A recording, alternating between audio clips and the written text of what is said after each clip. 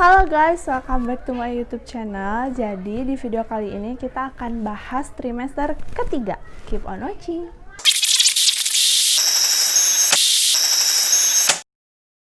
Oke guys, di video kali ini kita kan akan bahas trimester ketiga ya. Tapi sebelumnya gue meminta maaf banget kalau di belakang itu sengaja gue tutupin pakai kain putih karena super berantakan banget guys. Jadi gue belum beres-beres gitu, dan sorry banget kalau di luar ada berisik-berisik karena di depan rumah gue ini ada lapangan mini soccer guys. Nah ini tuh lagi ada turnamen gitu, makanya agak gandeng gitu guys, tapi nggak apa-apa, kita mulai aja ya videonya. Oke guys, jadi yang pertama yang kita akan bahas itu adalah perubahan terhadap ibu hamilnya sendiri ya guys, belum ke janinnya. Perubahannya itu yang pertama adalah kenaikan berat badan yang drastis. Sorry banget ya kalau berisik, kita abaikan aja lah mereka, yang penting kalian bisa dengar ini. Karena gue nggak bisa, karena gue harus filming guys, gue nggak ada waktu, keburu nanti, bukan malas tapi emang waktunya mepet. Jadi selagi ada waktu yang senggang ya gue sebisa mungkin filming gitu. Sorry ya guys. Oke, berat badan yang naik secara drastis. Maksudnya drastis di sini itu guys, jadi bukan kayak tiba-tiba melonjak gitu, enggak juga. Maksudnya drastis di sini itu dibandingkan dengan kenaikan berat badan, dibandingkan dengan berat badan kita sebelum hamil dan di trimester ketiga ini jauh gitu guys. Jadi kayak misalkan nih gua itu sebelum hamil berat badannya 55. Nah, pas udah hamil di trimester ketiga ini kok jadi 68, 69 gitu di trimester ketiga. Nah, itu tuh maksudnya kan drastisnya tuh dari situ guys. Jadi dihitung dari kita pas sebelum hamil atau berat badan awal kita. Oke guys, jadi yang kedua ini adalah nyeri pinggang atau panggul. Ini tuh serius beneran terjadi di gua guys, karena ini tuh bener-bener menurut gue tidak menyiksa, cuman kayak agak sedikit mengganggu guys. Soalnya tuh pegelnya tuh pegel kayak kalian mau datang bulan, tapi itu tuh kayak terus menerus dan setiap hari gitu loh guys. Jadi kayak aduh gitu, dia tuh cukup mengganggu sih buat gue. Nah kenapa sih kita bisa sakit punggung gitu? Jelas karena janinnya kan sudah semakin besar, jadi kita tuh kayak menompang gitu loh guys. Tapi ya saran gue jangan dibungkuk-bungkukin guys, kan ada ya yang jadi bungkuk gitu, itu tuh jangan banget guys, karena nanti akan kebiasaan terus menerus buat ngebungkuk gitu. Jadi kita jalan biasa aja, jalan tegak biasa, meskipun memang berat, cuman ya udah jalan tegak biasa. Terus juga jangan kayak dipegang-pegang gitu terus sampai kayak ini tuh, sampai kita tuh agak ke depan gitu, nggak usah juga sih kalau menurut gue guys, karena nantinya jadi kebiasaan dan akan merusak tulang kita kalau terlalu lama kan. Jadi kayak postur kita tuh akan merusak postur tubuh kita juga. Jadi kita sebisa mungkin jalan seperti biasa aja gitu, nggak usah kayak ditekan-tekan gitu sampai gitu, nggak usah kayak gitu juga. Memang engap gitu, terus juga memang pegal, gue ngerti banget. Cuman ya kalau bisa sih kita jalan seperti biasa aja. Oke guys, selanjutnya adalah nafas pendek. Ini gue sambil lihat catatan ya, karena gue nggak mau jadi ke hilang gitu loh catatan guanya. Jadi kayak misalkan apa yang gue sampaikan itu nggak semuanya nyampe, makanya gue catat apa aja yang mau gue sampein. Kayak gue sampai lihat handphone ya guys ya. Nafas pendek ini terjadi karena memang kayak udah capek gitu loh guys, karena kita tuh bawa bayi yang beratnya tuh sekitar 2 kiloan gitu kan ya. Udah mau trimester 3 kan udah 2 kilo, mau jalan 3 kilo. Itu kan kayak berat banget guys. Udah kayak gitu kan belum ada cairan ketuban dan lain sebagainya, itu bikin berat banget. Dan ini hujan guys, semoga nggak terlalu kedengaran dan mengganggu ya suara hujannya. Jadi nafas kita tuh bakalan pendek banget, bukan bakal pendek banget sih, cuman bakal terengah-engah gitu, kayak gampang capek, lebih tepatnya kayak gitu. Terus jadi lebih sering buang air kecil. Nah itu emang kejadian juga di gua ketika udah masuk ke 8 bulan 9 bulanan gitu guys. Itu bener-bener kita kayak pengen pipis banget karena janinnya tuh kayak menekan sedikit ke kantung kemih gitu. Maaf ya guys, ini kalau hujannya gede banget guys. Kita lanjut ya. Setelah sering buang air kecil ini, kalau misalkan suaranya mengganggu, gue udah kasih tahu di sini hujan gede banget, oke? Terus ini merasa panas perut, heartburn, atau asam lambung naik. Ini serius guys, jadi kalian tuh kayak ngerasain heartburn gitu, kayak asam lambung kalian tuh naik gitu. Gue juga nggak tahu kenapa ya, cuman apakah memang bayinya, jadi karena bayinya sudah semakin besar jadinya kayak segala kerasa gitu loh guys. Trimester ketiga tuh serius nih, gue mau kasih tahu ke kalian, trimester yang paling menegangkan itu trimester pertama, yang paling enjoy itu trimester kedua. Trimester ketiga tuh kayak masa-masa yang gitu. Pertama kita tuh udah gak sabar pengen nungguin ada bayinya buat cepet keluar. Kedua rasanya tuh kayak udah begah, engap segala macam gitu guys. Ketiga kita tuh harus tetap istirahat tapi juga tetap banyak bergerak, jadi bingung gitu loh guys. Itu harus seimbang, istirahat dan banyak geraknya tuh harus seimbang banget, karena kalau nggak kayak gitu sama jadi nggak sehat gitu guys kalau kita banyak diem terus-terusan. Tapi kalau itu sesuai advice dokter ya, kalau kata advice dokternya kamu harus banyak istirahat, ya udah istirahat aja gitu. Bener-bener deh trimester ketiga tuh fase yang menurut gue tuh kayak hati-hati banget gitu guys, karena gue nggak mau sampai terjadi di siapa juga ya ibu yang pengen terjadi apa-apa gitu. Gue tuh pengen bener-bener kayak aduh gitu, pengen, dan jangan banyak pikiran dan jangan stres gitu guys. Sementara pas di trimester ketiga ini tuh menurut gue cukup berat sih dibanding trimester kedua. Kalau trimester kedua tuh happy dan enjoy banget. Nah lanjut ya. Terus ada muncul stretch mark atau varices. Nah di stretch mark yang ini tuh kayak lebih bum gitu kalau di gua guys. Soalnya gua nggak tahu kenapa, karena mungkin waktu pas hamilnya juga gua nggak ngerti deh guys. Itu tuh stretch mark itu tuh kenapa ya? Maksudnya memang sih gara-gara ya kan, gue di video sebelumnya gue udah pernah kasih tahu ya, stretch mark itu terjadi ketika si kulit kita tuh saling tarik menarik gitu dan jadi saling stretch gitu kan, makanya ada stretch marknya gitu. Cuman gue tuh nggak ngerti ya, apakah si stretch mark ini tuh turunan apa gimana ya. Setahu gue juga itu ya, jadi kayak kulitnya tuh kurang lembab gitu, dan di gue tuh jadi di trimester ketiga tuh jadi lebih bum gitu loh guys, di kaki terutama. Di bagian kaki tuh parah banget, padahal gue udah pakein bio oil, udah pakein minyak zaitun, udah segala macem deh, udah banyak minum air putih, tetap aja. Tapi nggak apa-apa, yang penting adanya sehat. Oke, itu mah bisa bukan dihilangin tapi bisa disamarkan ya kan. Terus nih guys, yang terakhir adalah munculnya kontraksi palsu atau Braxton Hicks. Tidak sesakit kontraksi asli ya. Jadi kalian harus hati-hati kalau misalnya kalian ada Braxton Hicks. Kalian harus kayak download aplikasinya. Gue ada aplikasinya apa ya namanya, kontraksi gitu apa, ya pokoknya kalian coba deh search di App Store atau di Play Store kontraksi gitu. Nah itu kayak kita bisa ngitung seberapa sering dan seberapa lama kontraksi itu muncul. Kalau buat ibu-ibu yang pertama kali hamil kayak gua, pasti kalian bingung banget rasa kontraksi itu kayak apa kan, cemana rasa kontraksi itu kan. Gue juga bingung guys, kontraksi itu kayak gimana awalnya. Nah kontraksi ini terjadi kalau Braxton Hicks itu kejadiannya kayak kalian kram perut ketika mau head, dan gak sesakit itu guys. Kalau Braxton Hicks itu tidak kayak kontraksi asli ya. Kalau kontraksi asli bener-bener sakit banget. Kalau Braxton Hicks tuh enggak, dia masih bisa kita apa ya, masih radarnya tuh masih bisa diturun-turunin gitu loh. Rasa sakitnya masih kita bisa tahan gitu.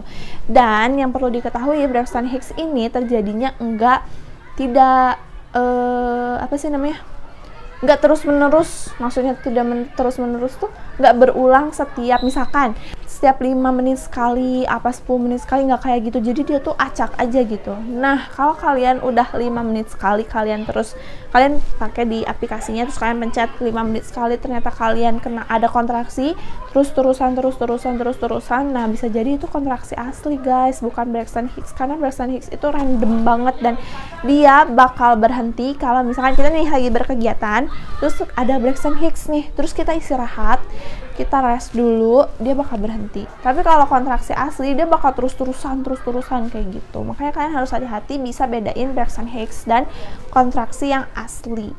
Caranya yaitu kalian download aplikasinya, namanya kontraksi ya kalau nggak salah ya. Kalian coba search aja, kalian download itu, terus kalian kalau misalkan ada kontraksi coba kalian pijit, ada start itu kalian pijit, terus kalau misalkan udah selesai juga di situ biasanya ada stop gitu, di stop, terus kalau misalkan terjadi lagi dipijit lagi, nanti kelihatan oh ini berapa menit sekali, atau ini mah enggak kok, bukan kontraksi, itu kelihatannya dari situ.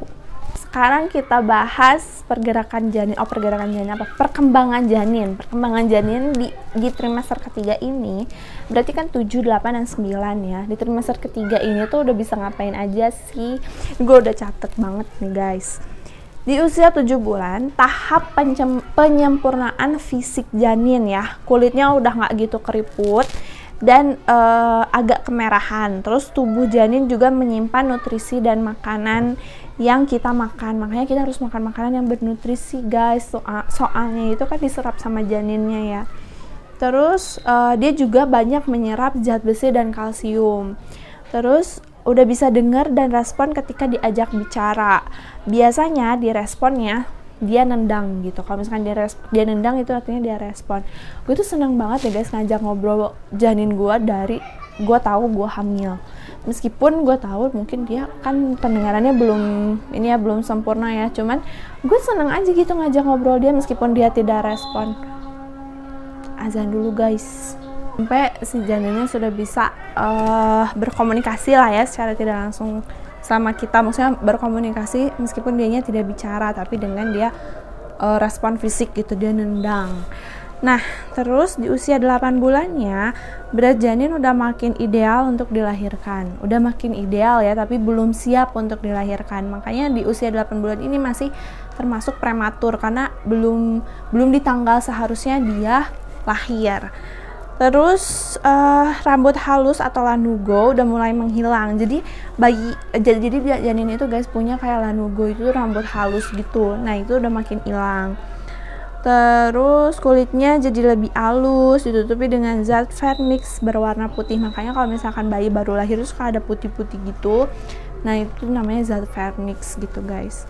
Terus di usia ke 9 bulan, kepalanya sudah tertutup oleh rambut halus. Maksudnya itu rambut gitu guys, dia punya rambut tapi nggak udah gini ya, maksudnya dia udah punya rambut lah gitu. Tapi ada yang dilahirin dia rambutnya masih sedikit-sedikit, ada yang udah tebel banget.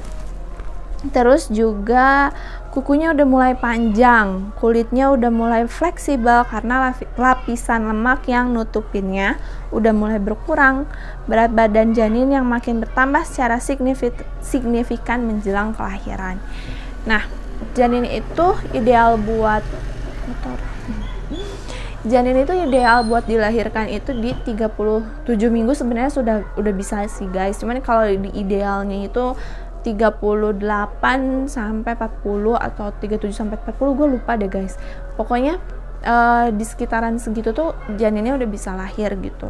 Udah memungkinkan dia boleh dilahirkan ya, maksudnya dia udah bisa lahir ke dunia gitu di usia segitu. Dan itu tuh jadi matur tuh tepat tanggal atau gimana ya guys, gue lupa deh, bukan tepat tanggal ya, cuman sudah tepat waktunya untuk dia dilahirkan gitu, usia segitu. Anak gue ini waktu lahirnya di 39 minggu guys. Nanti gue akan cerita juga cerita kelahiran guys setelah ini. Setelah cerita kehamilan, gue akan cerita kelahiran, proses gimana gue melahirkan yang banyak banget dramanya. Oke guys, lanjut ke hal-hal yang perlu diwaspadai ketika kita hamil di trimester ketiga.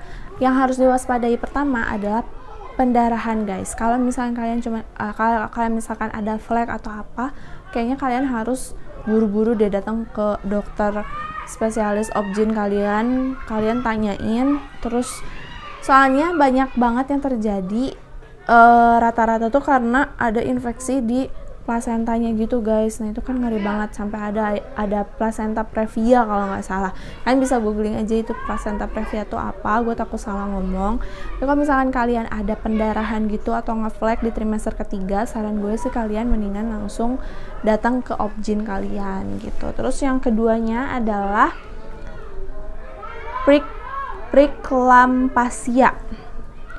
Preeclampsia ini sakit perut yang disertai dengan sakit kepala, disertai dengan sesak nafas, gangguan penglihatan, dan memar secara tiba-tiba. Kalau kalian kalau pusing waktu hamil tuh emang sering sih guys, cuman maksudnya kalau ini tuh pusing campur kalian sakit yang sakit mulus gitu kayak mau lahiran, maksudnya kontraksi tapi kalian pusing, terus kalian rada buram dan sesak nafas, itu kalian harus cepet-cepet datang ke rumah sakit sih guys. Takutnya preeklampsia, jadi kalian harus cek dan harus kasih tahu ke dokter kalian. Lanjut ke pemeriksaan yang perlu dilakukan ketika kita udah masuk ke trimester ketiga. Yang pertama adalah pastinya banget USG, ya kan. USG-nya ini biasanya dokter obgynnya itu udah ngeliat posisi janinnya, terus lihat juga air ketubannya masih banyak atau enggak, kondisi air ketubannya gimana, terus juga panjang leher rahim ibu gitu, itu gimana. Terus di atas usia 36 minggu itu gerak janin, di atas usia 36 minggu itu gerak janin memang agak sedikit berkurang, tapi bukan melemah ya guys. Ingat tuh, harus dicatat. Di atas 36 minggu itu gerak janin akan berkurang, tapi bukan melemah. Berkurangnya tuh karena dia tuh kan udah gede banget ya guys. Di atas 36 minggu itu kan berarti jalan 37 minggu. Dia kan udah gede banget. Nah, sementara ruang yang dia punya tuh sempit, jadi dia udah susah gerak gitu loh guys. Jadi kayak susah gitu untuk gerak sana sini, jadinya yaitu gerakannya semakin berkurang. Bukan semakin berkurang, agak sedikit berkurang tapi tidak melemah. Bedanya pasti sama melemah. Kalau melemah itu dia sehari kayak cuman berapa kali gitu. Kalian harus waspada loh guys. Misalkan hari ini tuh janin gue aktif banget nih, diajak ngobrol, dikasih minum-minuman yang manis. Nah, gue punya tips kasih minum-minuman yang manis ini untuk mancing dia bergerak ya. Biasanya kalau dikasih minuman manis ini si janin ini jadi gerak. Gue juga entah kenapa, tapi itu worth it, itu ngaruh di gue gitu. Ketika gue coba minum minuman manis, gue pengen lihat nih kok janin gue gerak nggak ya gitu. Terus gue minum minuman manis, abis gitu beberapa detik atau menit kemudian dia gerak. Nah, itu dipancingin sama minuman yang manis. Tapi kalau dia udah mulai melemah, kayak hari ini nih anak janin gue aktif banget, besokannya kenapa ya janin gue kok kayaknya nggak gerak-gerak, udah dipancing minuman manis apa segala macam, kalian harus banget waspada. Mendingan kalian datang ke rumah sakit. Gue bukan nakut-nakutin ya guys, cuman gue tuh separno itu karena kalian tahu sendiri, gue nunggu anak gue cukup lama, jadi sekalinya ada, gue tuh pengen jaga dia, bener-bener jaga dia gitu loh guys. Makanya kalau misalkan kalian ibu baru dan kalian merasakan hal yang sama, kalian nggak usah kayak jangan panik kayak gimana, nggak kayak gitu. Cuman kalian samperin aja suami kalian atau orang tua kalian gitu, terus kalian bilang aku kayak mau ke rumah sakit, bilang kayak gitu aja. Kenapa, kan mesti tanya kenapa, kayaknya ini janinnya gerakannya agak kurang deh, coba aja deh ke rumah sakit. Kalau menurut gue gitu ya, karena kalian itu harus diwaspadai banget. Terus apa lagi nih, lagi guys, gue akan kasih tahu ini ya USG-nya dari 36 minggu. Sebentar, udah masuk bulan selanjutnya ya. Gue tuh sedih banget sih guys ini, jadi gue mau cerita sedikit ya sama kalian. Waktu usia kandungan gue masuk ke trimester ketiga ini, kenapa nanti di cerita kelahiran akan banyak drama, karena memang sedrama itu guys. Gue percaya banget semua ibu hamil itu punya dramanya masing-masing guys. Semua ibu yang melahirkan itu punya dramanya masing-masing, dan dramanya gue juga menurut gue kayak gitu. Nah, jadi setelah gue masuk ke trimester ketiga ini guys, corona lagi maraknya banget guys, lagi gempar-gemparnya banget corona. Jadi rumah sakit tuh kayak nggak bisa gitu loh guys. Kalau gue tuh sampai WhatsApp ya ke rumah sakit Geraha Bunda, gue mau cek kontrol kehamilan seperti biasa, dan kata Geraha Bunda, janin ini gue masih inget banget, kalau janinnya di bawah 36 minggu dan tidak terjadi apa-apa, itu tuh nggak bisa buat kontrol. Sedih banget gak sih? Coba deh kalian bayangin, kalian tuh pengen setiap bulan biasanya kontrol, dan tiba-tiba ada si corona, terus kita kayak nggak bisa tahu gimana sih anak kita gimana gitu di rumah sakit. Gue tuh saya mau kayak biasa kan mau booking ke dokter Larry, terus kata rumah sakitnya, dan gue coba beberapa rumah sakit dan sama guys, hasilnya kayak gitu. Sampai klinik juga gue cobain ke klinik, dan kata kliniknya kalau di bawah 36 minggu dan kandungannya masih sehat-sehat aja, maksudnya tidak terjadi apa-apa, nggak ada flek, nggak ada apa, itu tuh disarankan untuk tidak ke rumah sakit gitu. Nah, sementara kan ya orang biasanya gue kontrol ya kan, makanya di USG-nya ini tuh nggak lengkap gitu loh guys. Ke trimester ketiga sedih banget nggak sih? Ya ampun. Jadi akhirnya gimana gue bisa kontrol? Akhirnya gue kontrol ke bidan. Gitu rada-rada maaf, sorry banget, gue tidak menyalahkan atau tidak ngejudge profesi ini, yang gue alamin aja ya guys. Jadi bukan berarti semua profesi ini tuh kayak gitu, nggak sama sekali, cuman ini yang gue alamin aja. Kalian jangan, gue tidak menjudge sekali lagi ya.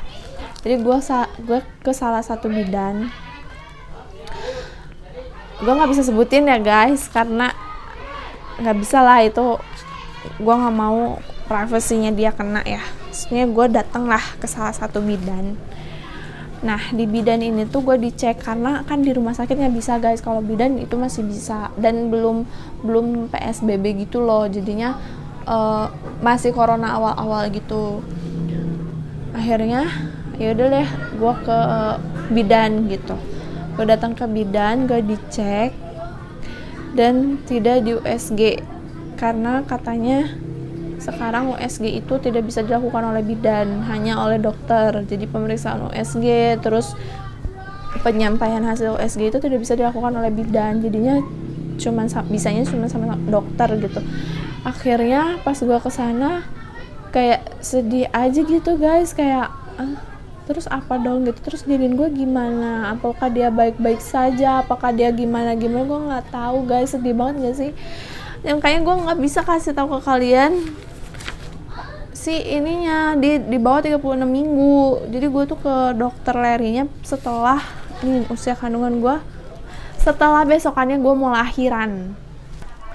Oke guys, jadi gue datang ke dokter Larry itu waktu pas besokannya gue mau lahiran. Kenapa sih gue bisa tahu besokannya gue mau lahiran? Bukan gue bisa tahu ya, cuman gue tuh emang datang ke dokter Larry itu kebetulan besoknya gue lahiran. Nah, ini gue mau cerita. Sebenarnya ini akan ada di, sorry ya kalau berisik ya guys, ini bocil-bocilnya ini tuh baru selesai main turnamen gitu guys, terus mereka kayak lagi kayak lagi santuy-santuy gitu guys. Cuman gila, gue nungguin loh dari tadi, itu banyak yang di-cut guys, bocilnya belum pulang-pulang. Sedih banget gak sih gue? Nah guys, jadi hal yang perlu dilakukan oleh ibu hamil ketika kita lagi hamil di trimester ketiga, yang pertama itu adalah kalian harus banyak jalan. Jadi sempatin aja jalan-jalan sore atau pagi-pagi gitu guys. Ini gue rutin banget lakuin, karena itu tuh biar peredaran darah kita semakin lancar, karena kan jantungnya mompa gitu kan ya guys. Kalau kita jalan, mompanya tuh dengan baik gitu, jadi nggak terlalu capek juga kan. Kalau lari kan nggak mungkin. Jadi kita jalan aja rutinin. Gue sih bisa sampai sejaman gitu guys, jalan keliling-keliling gitu. Terus yang kedua adalah motor. Yang kedua adalah posisi tidur samping kiri. Ini posisi tidur samping kiri ini gue udah lakuin dari pas gue awal-awal hamil. Gue awal-awal hamil memang sering banget tidurnya di kiri aja gitu guys, karena gue udah tahu kalau misalkan ibu hamil itu bagusnya tidurnya nyamping kiri. Kenapa harus nyamping kiri? Kenapa nggak boleh kanan? Nah, menurut dokter dan menurut yang gue baca itu karena di kiri ini ruangannya lebih kosong guys dibanding di kanan. Di kanan itu kalau nggak salah ada ginjal atau apa ya? Iya deh kalau nggak salah. Pokoknya di kanan itu ya ada sesuatu tuh. Kalau kalian mau tahu kalian bisa searching guys, gue takut salah. Pokoknya di kanan itu ada ginjal apa ya. Jadi kalau bayi neken ke sana tuh kayak nggak leluasa gitu. Sedangkan di sebagian kiri ini kosong. Kalau kenapa nggak terlentang? Gue anjurin banget ketika kalian udah mulai di trimester kedua sih harusnya ya, udah mulai gede. Kalau gue sih dari trimester pertama aja, dari pas gue udah tahu hamil, gue selalu samping kiri. Cuman ini optional ya guys, kalian bisa lakuin ini trimester ketiga juga nggak apa-apa. Nggak boleh terlentang. Kenapa? Karena di belakang punggung kita ini ada aliran darah, pembuluh darah yang ada pembuluh darah yang kayak nyambung gitu guys, jadi ke oksigen gitu. Gue ngerti pokoknya kalau misalkan itu terhimpit atau dia ketekan gitu, itu nggak bagus buat oksigen yang masuk ke bayi kita. Makanya kita lebih dianjurkan untuk tidur samping kiri. Terus aktif bergerak. Ya, kalian harus aktif bergerak tapi jangan too much ya guys, karena sesuatu yang berlebihan itu tidak baik. Makanya kalian kalau misalkan mau bergerak aja seperti biasa, kayak misalkan kalian ibu rumah tangga, ya nyapu lah, ngepel lah, segala macam, lakuin aktivitas rumah tangga. Tapi ketika kalian udah capek, agak sedikit capek, kalian rest lagi aja, istirahat lagi aja gitu. Guys, akhirnya bocil-bocil udah pulang. Jadi kita hening dan sepi. Kenapa nggak dari tadi sih? Oke, selanjutnya adalah konsultasikan dengan dokter bila kalian mau bepergian jauh guys. Jadi kalau kalian mau flight kemana, kalian harus konsultasiin dulu ke dokter. Karena itu penting sih guys. Kalau gue sih sejauh gue hamil, gue tidak pergi jauh-jauh karena si corona. Jadi gue gak kemana-mana. Ada suara anak gue guys. Setiap video pasti aja ada suara anak gue. Udah gak apa-apa ya. Terus selanjutnya tetap penuhi nutrisi. Jadi makan makanan yang bernutrisi guys. Pokoknya kalian harus tetap jaga makan makanan yang bernutrisi supaya nutrisinya juga keserap sama bayinya. Seenggaknya kalian minum vitamin yang dikasih sama dokter. Terus juga kalau itu opsional sih kalau kalian mau minum susu ibu hamil. Itu dia senang banget lihat gue filming, dari tadi dia di luar main. Terus sekarang dia happy, mana belum mandi. Ketawa lagi. Nah, gue tuh hobi banget ketawa. Terus ini optional juga guys, jadi tidak harus dilakukan, cuma ini optional. Ini yang gue lakuin, kan gue share apa yang gue lakuin di trimester ketiga ya. Gue minum air kelapa murni. Jadi di pasar itu kan suka ada kelapa gitu ya guys, apalagi yang kelapa hijau itu bagus. Nah, si airnya ini gue minum. Gue nggak rutin juga setiap hari sih, cuman kalau misalkan lagi ke pasar atau apa, biasanya gue beli gitu si air kelapa ini. Abis itu mengikuti kelas melahirkan. Ikuti kelas melahirkan karena kalau kalian ada rencana untuk lahiran normal, kalian bisa ikut kelas melahirkan gitu. Terus ada juga, ini yang paling penting, yang terakhir ya. Yang terakhir ini adalah kelas laktasi guys. Kalian ini ya, gue harus tekanin ke kalian dan semua orang juga harus setuju. Ini harus banget setuju. Kenapa? ASI itu adalah air susu ibu yang sangat penting untuk memenuhi kebutuhan bayi. Jadi kita semua harus sepakat kalau ASI itu udah nggak ada tandingannya guys. ASI itu banyak banget manfaatnya. Gue tidak menyalahkan ibu, sorry banget gue tidak menyalahkan ibu-ibu yang memberikan susu formula, enggak sama sekali, karena gue tahu banget semua ibu itu pasti akan dan bersedia dengan legowonya untuk kasih ASI ke anaknya. Dan kita harus sepakat kalau ASI itu adalah air susu yang paling bisa memenuhi kebutuhan bayi sekomplit itu. Karena itu kenapa kok gue sebegitunya, karena ASI itu kan dari Tuhan guys. Tuhan tuh udah kasih yang seproporsional itu gitu. Nah, kenapa gue nyaranin ke kalian untuk ikutin kelas laktasi? Kelas laktasi itu untuk apa sih? Buat bikin kalian tahu cara menyusui yang benar, karena gue nggak ikut guys. Nah gue itu yang gue sesalin tuh, kenapa sih gue dulu nggak ikut kelas laktasi. Kelas laktasi itu bener-bener banyak manfaatnya guys, kalian harus ikut, saran gue ya, kalian harus ikut untuk ikutan kelas laktasi ini, karena nanti kalau kalian nggak bener nyusuinnya, pelekatannya salah, ntar kayak gue guys. Kalau pelekatannya salah, itu tuh bisa lecet-lecet putingnya. Kalau ada bakteri yang masuk dari lecetan itu tuh kalian bisa kena tumor payudara. Dan itu terjadi sama gue. Jadi bukan aku nakutin, cuman gue kasih tahu aja kalau misalkan kalian ada waktu, sempat segala macam, ikutin kelas laktasi ketika kalian udah masuk ke trimester ketiga. Karena itu gue salah satu hal yang gue sesali saat itu adalah gue nggak ikutan kelas laktasi. FYI gue masih ngasihin anak gue sampai sekarang ya, dia masih ASI dan dia ASI eksklusif 6 bulan, udah kayak gitu dia masih ASI sama gue. Terus dia sekarang udah makan karena usianya udah 7 bulan kan. Ini true story banget guys, kan ikutin kelas laktasi. Kenapa sih gue bawel banget ikutin kelas laktasi? Itu penting guys, penting banget, penting untuk ibu yang baru mau punya anak. Kadang hal yang sepele ini yang suka karena kita tuh kayak lebih milih, aduh anaknya nanti pakai baju apa ya. Hal yang sekecil ini tuh padahal penting, kadang suka dilupain. Karena kenapa? Karena karena kita kadang suka mikir, nanti juga gampang kok nyusuin, mah cuman begitu doang. Tidak semudah itu, serius. Gua bener-bener bisa ngerasain lecet-lecet itu sampai anak gua mau sebulan. Jadi di awal-awal kehidupannya itu kayak gitu, gue lecet-lecet gitu dan sakit perih banget guys. Nanti gue ada tipsnya sih. Gue banyak banget kontennya. Ya dah, pokoknya kayak gitu aja guys pesan-pesan gue hari ini. Terus sharing gue hari ini itu aja buat kalian. Semoga videonya membantu, semoga kalian juga terhibur, nggak terhibur ya, maksudnya terbantu ya atas sharing gue, setidaknya ada gambaran gitu guys.